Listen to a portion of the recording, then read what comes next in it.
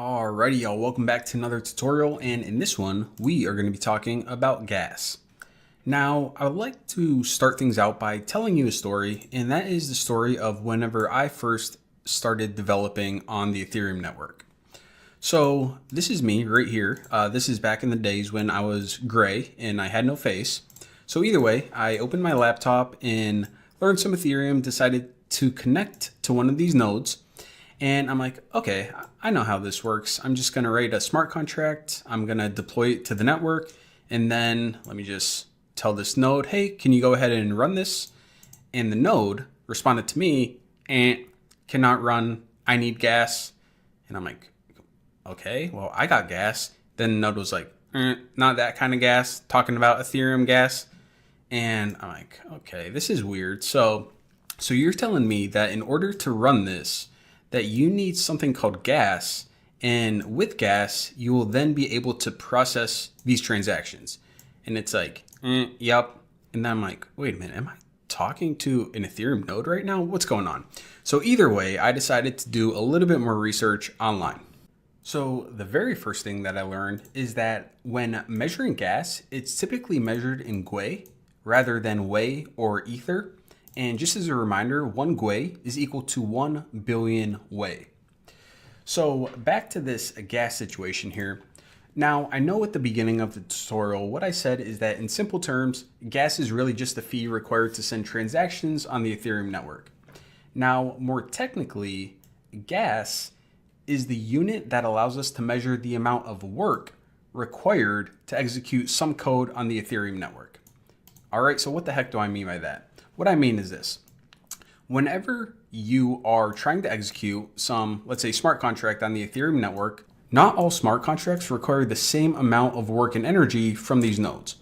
For example, let's say that you had a very simple smart contract and all it did was like add 2 numbers together. Maybe that would take, let's say, 1 gas. Now, let's say you had another smart contract and you're making this, your own multi-sig wallet with NFTs and I don't know, whatever you want to put in a smart contract, but it took a long time to actually process all this logic. So in that case, maybe that smart contract would require 3 gas. So we see somehow that the complexity and the amount of effort and energy it takes to run these smart contracts is somehow related to the quantity of gas that we need.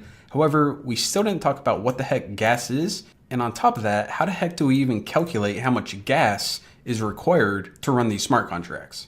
So it turns out that in Ethereum, every single operation that gets ran on a smart contract, basically anything that you can do in a smart contract, has a related cost. Now, I'm sure the URL might change over time, but if you type in something like opcodes for the EVM or opcodes for Ethereum, you're going to find a list of the current prices. And let me scroll down and show you what's going on here.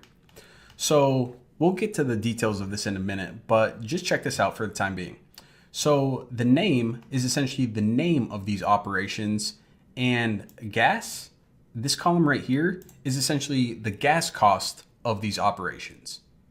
All right, so let's figure out what the heck this means. Like add 3 gas, multiply, that looks like it takes 5 gas. So what does this all mean? So what this means is that later on, whenever we start actually writing smart contracts, and by that I mean actually writing the code for them, typing on our keyboard, every single operation that we can include in our code, it has a cost. For example, whenever we have 2 numbers and we want to just add those together, it's going to require 3 gas. So this is just example code that we're going to see in our smart contract. This is the name of the operation, and this is the related gas cost. So again, that translates to this name and this gas cost over here. And just another example, just so we had 2 different ones. For multiplication, this is what it's going to look like in our actual source code. And of course, this operation, this little asterisk right here, if you're familiar with programming, then that means multiplication. And the cost for this is 5 gas. All right, so this is starting to make sense. The more complex your smart contract is, the more operations it has, and each operation is going to require more gas. But now we still have the question of, well, what is the price of each one of these gas? I mean, is it 1 gwei? Is it 100 gwei? So we know that if we had a contract with just these two operations in it, for example, that it would require a total of 8 gas, but is that like a fraction of an ether? Is that like 20 ether? Like, what is that? So check this out. Unlike purchasing something in real life that already has a price tag stuck to it, in the Ethereum network, users actually specify their own gas price when sending transactions. Now, this price that they specify, it represents the price per unit of gas that the user is willing to pay. Now, miners can choose whether it's worth it for them to accept this transaction. So in this sense, try to think of gas not so much as something with a fixed price, but more like a bidding system. Now, sticking with our gas theme, it's kind of the equivalent of going to a gas station and saying, I'll offer you 5 cents a gallon for this gas. In that case, the gas station owner is just gonna pretty much ignore you or laugh at you. Now, if you go to the same gas station and say, I'll offer you $28 per gallon of gas, then the gas station owner is gonna, even if they're serving a customer, they're gonna push them out of the way. Okay, whatever you need. So that is pretty much what's going on in the Ethereum network, where people are essentially going to bid to get their transactions processed, and the miners are pretty much going to prioritize those by who's ever bidding the highest amount. Now, the average price of gas is actually determined by the overall demand for the network resources, and a very cool resource that I use quite often is etherscan.io/gas tracker. If ever you just want to know the current price of gas, then you can go here and it'll tell you right now it's hovering right around 145 Gwei. Oh, hopped up to 162. Look at that. Now, in addition to gas price, we also need to talk about gas limit. So whenever you send a transaction on the Ethereum network, what you're going to do is you're going to both specify the gas price, which we just talked about, and this field called gas limit. So gas limit is the maximum units of gas that you're willing to spend on the transaction. Now, another thing that I want to mention is that when executing a transaction, nodes are going to keep track of the gas being used compared to the total amount of gas that you said is allowed. So if execution cost ever exceeds the amount that you specified is basically the maximum amount allowed, then execution is just going to stop. In other words, the nodes are just going to stop processing that transaction. Now, there's another thing that I want to point out, and this is something that may confuse you if you're looking at examples of, calculating this online. And that is, there was something called a London upgrade in the Ethereum network. And as part of this upgrade, it actually changed the way that these gas fees are calculated. So I just want to point this out. We're going to be taking a look at how they were calculated pre-London and also post-London. But again, I want to mention this because if you're looking, maybe you forgot this video and you want to go back and look for a reference of how these things are calculated. If you're seeing two different formulas and your head's blown up about why is there two different formulas, it's likely because one was pre-London and one was post-London. So anyways, let's get into this example. And again, this one right here, we are covering pre-London.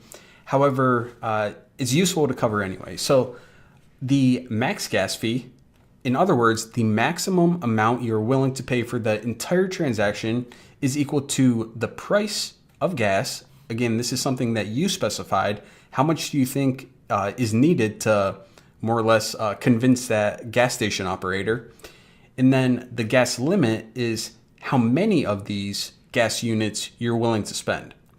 So just to hammer this down, we will say that if you set a gas price of 100 Gwei and you specified a gas limit of 8 units of gas, then this would equal a maximum gas fee of 800 Gwei. Now, I say maximum rather than just the, hard-coded gas fee, because if this transaction, let's say that you specified it for this actually, let's say that a node was processing this transaction, and after running the entire logic in the smart contract, it realized that, it actually only costs 600 Gwei. That 200 additional Gwei is not just something that you overpay. It's actually returned to you as the user. So again, just want to hammer down, this is the maximum gas fee for the transaction, but it's often higher than the actual gas fee. Now, starting with the London network upgrade, every block has a base fee, and this base fee is the minimum price per unit of gas for inclusion in the block.